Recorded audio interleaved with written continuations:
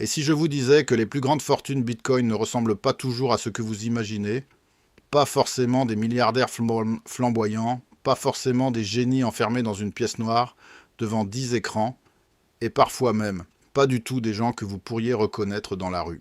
Parce que dans l'univers de Bitcoin, la richesse a une saveur particulière. Elle peut naître d'une intuition, d'un risque que tout le monde trouvait absurde, ou d'une patience presque inhumaine. Et c'est justement ce qui rend ces fortunes fascinantes. Elles racontent bien plus qu'une histoire d'argent. Elles racontent une histoire de conviction, de timing, de psychologie, et parfois aussi de chaos. Quand on parle des plus grandes fortunes Bitcoin, on pense souvent à des chiffres qui donnent le vertige, des sommes capables de transformer une vie, une famille ou même un pays.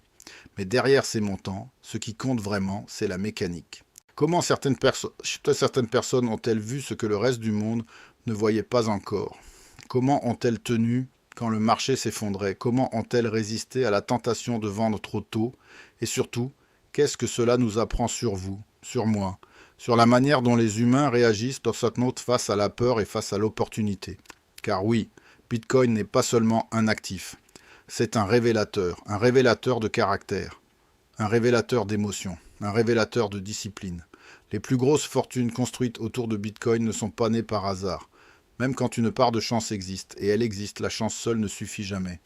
Il faut d'abord accepter d'entrer dans l'inconnu. Au début, Bitcoin n'était pour beaucoup qu'une expérience bizarre.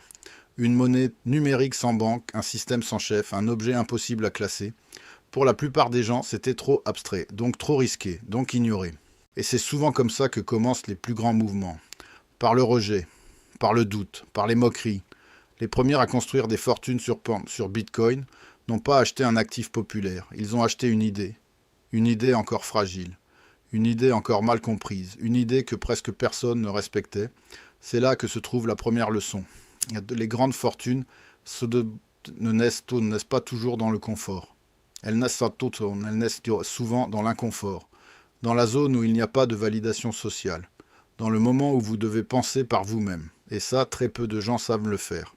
La majorité attend une preuve, puis une confirmation, puis une validation médiatique, puis une explosion des prix.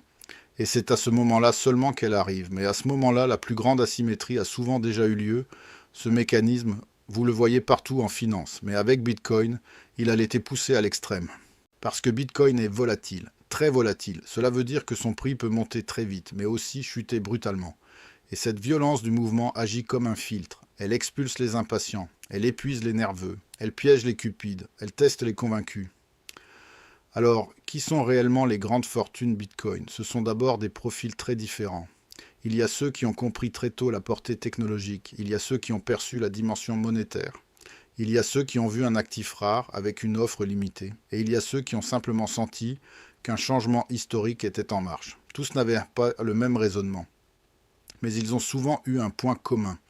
Ils ont accepté d'avoir raison avant les autres, et cela demande une force psychologique immense. Imaginez un instant, vous achetez quelque chose que presque tout le monde considère comme inutile, puis cela monte un peu, puis cela s'effondre, puis cela remonte encore, puis cela replonge de façon brutale. Autour de vous, on vous dit que c'est terminé, que c'était une mode, que vous avez eu de la chance, que vous auriez dû vendre, que vous êtes neuf fous de continuer à y croire. Que faites-vous dans ce moment-là? C'est là que les fortunes se séparent des simples gains passagers, parce qu'une fortune Bitcoin ne se construit pas seulement dans l'achat, elle se construit dans la tenue, dans la capacité à rester lucide quand le marché hurle, dans la capacité à survivre émotionnellement à la volatilité. Beaucoup de personnes auraient pu devenir extrêmement riches avec Bitcoin, beaucoup, mais elles ont vendu trop tôt, par peur de perdre leurs gains, par besoin de sécurité immédiate, par incapacité à supporter l'incertitude. Et c'est humain, très humain. Si vous appréciez cette plongée dans les mécanismes invisibles de la richesse autour de Bitcoin, abonnez-vous dès maintenant, laissez un like, et dites-moi en commentaire à partir de quel moment vous auriez eu le courage de tenir, au début, au premier doublement, ou après la première grosse chute. Votre réponse en dira beaucoup sur votre profil d'investisseur. Ce qui frappe quand on observe les plus grandes fortunes Bitcoin, c'est qu'elles ne viennent pas seulement d'un bon prix d'entrée, elles viennent d'une lecture du temps. Les plus gros gagnants ne cherchent pas forcément à attraper chaque mouvement, ils cherchent le grand mouvement. La vague majeure, le changement de paradigme. C'est très différent. Le petit spéculateur veut avoir raison cette semaine. Le bâtisseur de fortune veut avoir raison sur plusieurs années. Et cette différence change tout. Parce que si votre horizon est court, chaque baisse devient un drame. Si votre horizon est long, chaque baisse peut devenir un bruit temporaire. Bien sûr, ce n'est pas si simple. Tenir plusieurs années un actif qui peut perdre une énorme partie de sa valeur sur le papier demande une maîtrise émotionnelle exceptionnelle. C'est là que la psychologie financière devient centrale. La plupart des gens disent vouloir devenir riches, mais peu acceptent le chemin mental que cela impose. Ils veulent le résultat, pas l'inconfort. Ils veulent la récompense, pas l'attente. Ils veulent la gloire de la conviction, pas la solitude de la conviction. Or, avec Bitcoin, cette solitude a souvent été le prix à payer. Les grandes fortunes de cet univers ont aussi bénéficié d'un autre phénomène, la rareté. Bitcoin repose sur une logique simple à comprendre. L'offre est limitée. Il n'y en aura qu'une quantité finie. Cela ne garantit pas le succès, mais cela crée une dynamique puissante quand la demande augmente. Et plus cette idée s'est diffusée, plus ceux qui avaient accumulé tôt se sont retrouvés assis sur des positions colossales. C'est presque contre-intuitif. Au départ, ce qui valait très peu pouvait sembler négligeable. Puis soudain, ce qui paraissait anecdotique devenait stratégique. Et c'est une autre leçon forte. Ne sous-estimez jamais la puissance du temps appliquée à un actif rare. Le temps peut transformer une intuition marginale en avantage monumental. Mais attention, il y a aussi un mythe qu'il faut casser. Toutes les fortunes Bitcoin ne sont pas nées uniquement d'un achat très précoce. Certaines se sont construites par l'écosystème, par le trading, par la création de services, par l'infrastructure, par la conservation, par l'éducation, par la capacité à comprendre ce dont le marché allait avoir besoin avant les autres. Autrement dit, Bitcoin n'a pas seulement créé des investisseurs fortunés, il a créé des bâtisseurs d'écosystèmes, des personnes qui ont gagné parce qu'elles ont aidé l'univers crypto à grandir. Et ça, c'est fondamental. Dans chaque révolution économique, il y a ceux qui possèdent l'actif et ceux qui construisent autour. Les deux peuvent sans même créer des fortunes, parfois gigantesques. Mais les risques ne sont pas les mêmes. L'investisseur affronte surtout le risque de marché. Le bâtisseur affronte en plus le risque opérationnel. Le risque réglementaire, le risque technologique, le risque d'exécution. Cela signifie que derrière certaines grandes fortunes Bitcoin, il n'y a pas seulement une bonne intuition. Il y a aussi une endurance entrepreneuriale redoutable. Nuit blanche, erreurs coûteuses, pression permanente, décisions prises dans un environnement encore immature. Le grand public voit la fortune. Il voit rarement les années d'incertitude. Il voit le sommet. Il oublie la traversée. Et justement, parlons de cette traversée. L'un des aspects les plus fascinants des fortunes Bitcoin, c'est leur rapport à la douleur. Oui, à la douleur, car les marchés financiers sont des machines à tester vos nerfs, et Bitcoin amplifie tout. L'euphorie y est plus forte, la peur y est plus brutale, les récits y sont plus extrêmes. Dans ces conditions, ceux qui deviennent immensément riches sont souvent ceux qui développent un rapport différent à la volatilité. Ils cessent de la voir seulement comme un danger. Ils apprennent à la lire comme une conséquence naturelle d'un actif jeune, mondial, spéculatif et encore en phase d'adoption.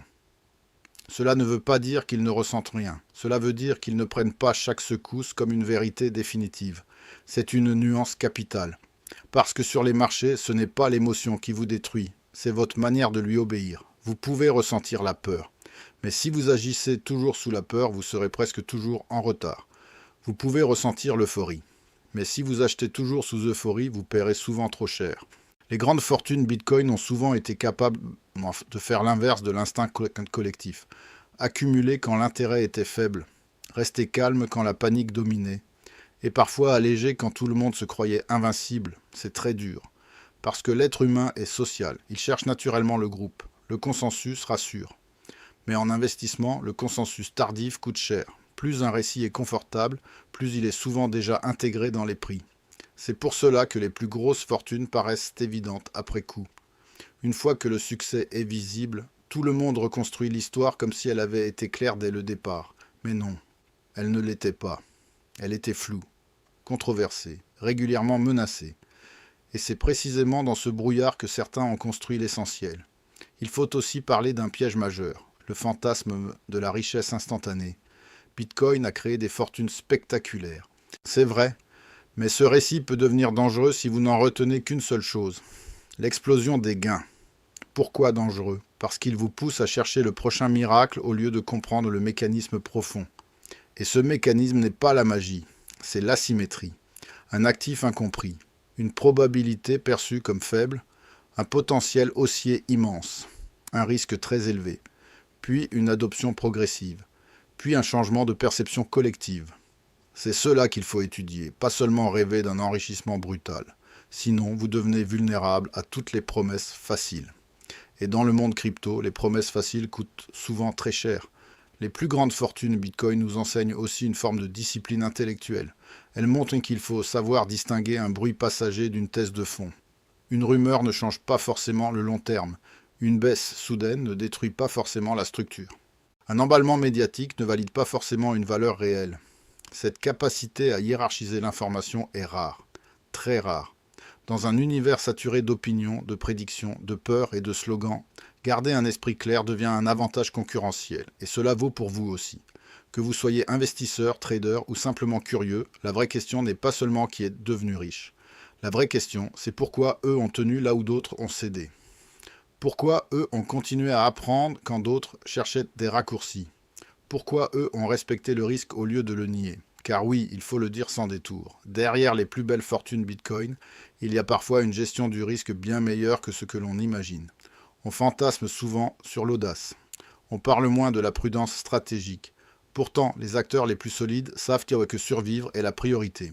Survivre assez longtemps pour bénéficier de l'avantage. Dans les marchés, celui qui a raison trop tôt, mais qui s'expose mal, peut disparaître avant d'être récompensé. C'est cruel. Mais c'est réel. C'est pour cela qu'une immense fortune durable n'est pas seulement un coup brillant. C'est aussi une capacité à ne pas s'autodétruire. Ne pas utiliser un levier excessif. Ne pas confondre conviction et aveuglement. Ne pas transformer une bonne idée en catastrophe par excès d'ego. L'ego, justement, joue un rôle immense. Quand vous gagnez beaucoup sur Bitcoin, vous pouvez commencer à croire que vous comprenez tout, que vous êtes invincible, que votre intuition est supérieure partout. Et c'est souvent là que commencent les erreurs graves. Les plus grandes fortunes qui traversent le temps ne sont pas forcément celles qui gagnent le plus vite. Ce sont souvent celles qui savent rester humbles face au marché. Celles qui comprennent qu'un cycle peut vous porter, mais qu'un autre peut vous corriger brutalement. Cette humilité est précieuse. Parce qu'elle protège, elle vous force à rester attentif. Elle vous rappelle que même dans un actif exceptionnel, rien ne monte en ligne droite. Et rien n'est jamais dû. Il y a aussi une dimension presque philosophique dans ces fortunes Bitcoin. Car au fond, elles interrogent notre rapport à la valeur. Pourquoi quelque chose de numérique peut-il valoir autant ? Pourquoi des millions de personnes accordent-elles de l'importance à un actif sans forme physique ?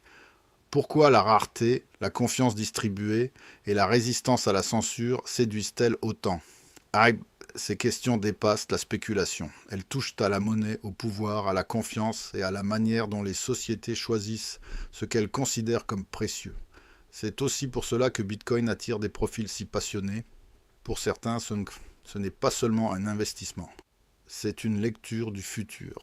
Et quand cette lecture s'avère juste, la récompense peut être gigantesque. Mais ne vous trompez pas, chaque fortune spectaculaire que vous observez cache aussi des milliers d'histoires oubliées. Des gens entrés trop tard, des gens sortis trop tôt, des gens mal sécurisés, des gens emportés par la cupidité, des gens détruits par l'effet de levier. On parle des gagnants. C'est normal, mais pour comprendre vraiment le phénomène, il faut aussi voir les perdants invisibles. Sinon, vous tombez dans un biais dangereux. Vous croyez que la réussite était simple. Elle ne l'était pas. Elle ne l'est toujours pas. Et elle ne le sera probablement jamais. C'est précisément ce qui rend les grandes fortunes Bitcoin si impressionnantes. Elles ne viennent pas d'un parcours linéaire. Elles viennent d'un champ de bataille psychologique. Alors, qu'est-ce que vous devez retenir de tout ça ? D'abord, que la fortune dans Bitcoin est liée à la conviction, mais à une conviction informée, pas à une foi aveugle. Ensuite, qu'elle est liée au temps.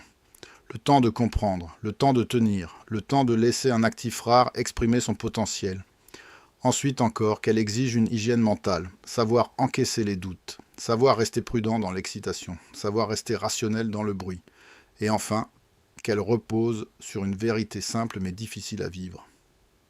Les opportunités les plus extraordinaires ressemblent rarement à des évidences au moment où elles naissent. Elles ressemblent souvent à des anomalies, à des paris bizarres, à des idées inconfortables. C'est pour cela que si peu de gens en profitent vraiment. Les plus grandes fortunes Bitcoin ne sont donc pas seulement des histoires de richesse. Ce sont des histoires de vision, des histoires de nerfs, des histoires de patience et surtout des histoires de transformation personnelle.